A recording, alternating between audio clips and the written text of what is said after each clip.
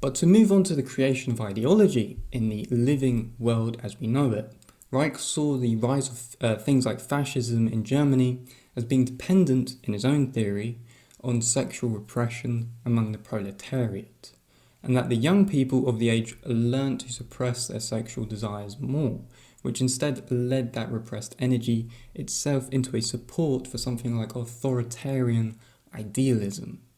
That through this repression, it would aid the support for social control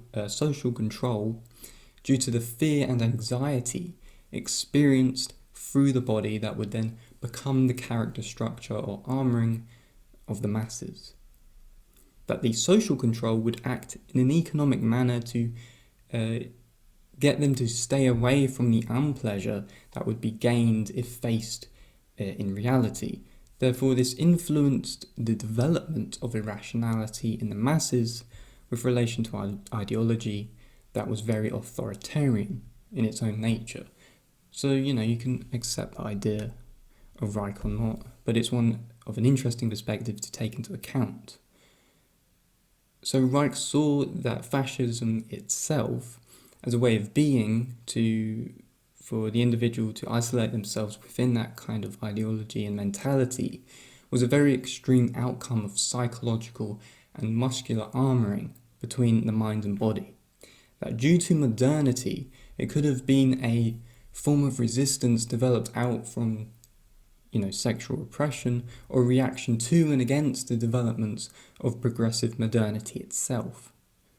The psychological and physical armouring seen by the fascists is extremely obvious when we simply look at mannerisms, hand gestures, and the way in which they would moralise the world through their lens of neuroticism. Hitler could very easily fit into that which Reich called the compulsive character, for example.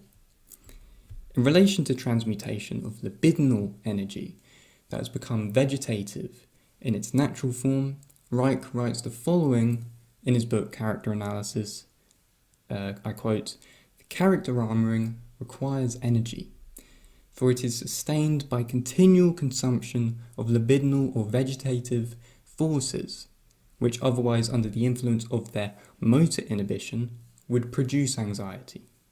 This is how the character armour fulfills its function by absorbing and consuming vegetative energy." End quote.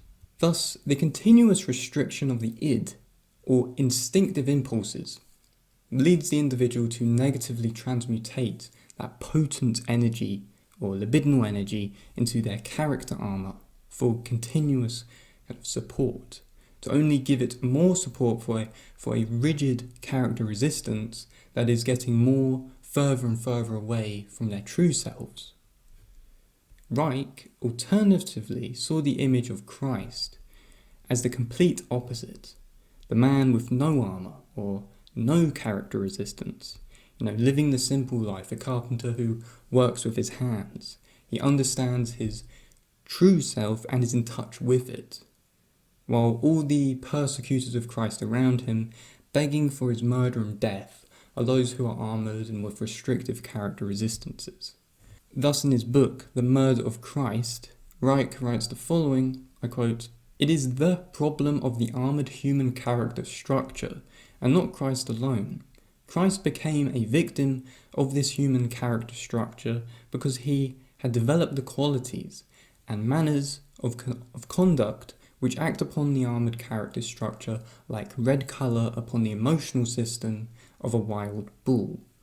Thus, he may say that Christ presents the principle of life per se.